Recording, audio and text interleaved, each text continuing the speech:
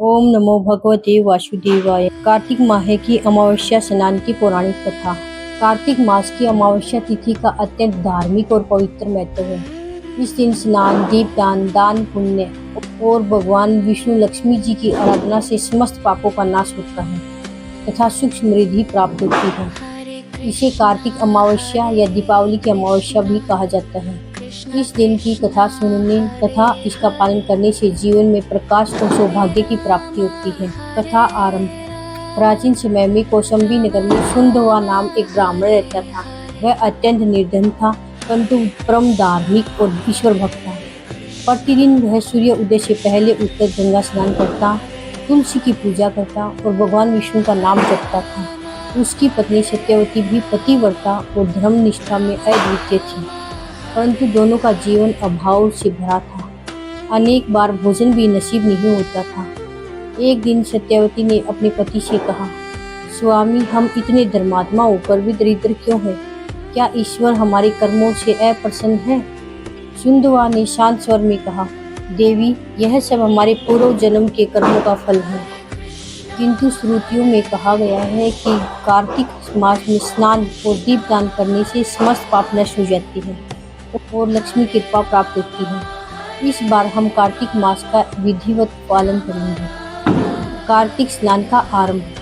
वे स्नान के पश्चात भगवान विष्णु का ध्यान करते, दीपदान करते और हर दिन किसी गरीब को दान देते। धीरे धीरे कार्तिक मास की अमावस्या तिथि आ पहुंची। उस दिन सत्यवती ने सूर्योदय से पूर्व उठकर जल को लेकर प्रणाम किया और बोली, आज कार्तिक मास की अमावस्या है। इस दिन यदि कोई स्नान, दीपदान और पूजन करेगी तो उसके घर में सदा लक्ष्मी जी का वास होता है। दोनों ने पवित्र स्नान किया और तिल का उपटन लगाकर शुद्ध जल में स्नान किया और भगवान विष्णु लक्ष्मी जी की पूजा की। उन्होंने घी के दीपक जलाकर नदी में प्रवाहित किए। दिव्य दर्शन। जैसे ही उन्होंने दीपदान किया, तभी एक दिव्य ज्योति प्रकट हुई। उसमें से महालक्ष्मी जी प्रकट हुई। वे स्वर्ण की आभा से दीप्तिमान थी और मुस्कुराती हुई बोली, हे सुंदवा, हे सत्यवती, तुमने कार्तिक मास में श्रद्धा और भक्ति से स्नान और दीपदान किया है। मैं तुम्हारी भक्ति से प्रसन्न हूँ। अब तुम्हारे घर में कभी दरिद्रता नहीं रहेगी। इतना कहकर लक्ष्मी जी अदृश्य हो गई। उसी क्षण उनके घर में अलौकिक प्रकाश फैल गया। अगली ही सुबह उनके घर के द्वार पर सोने चांदी के सिक्कों से भरी थैलियां रखी मिली। सुंदवा और सत्यवती ने उस धन का उपयोग मंदिर निर्माण किया और दान पुण्य में किया। उनका जीवन सुख और समृद्धि से भर गया। कथा का फल।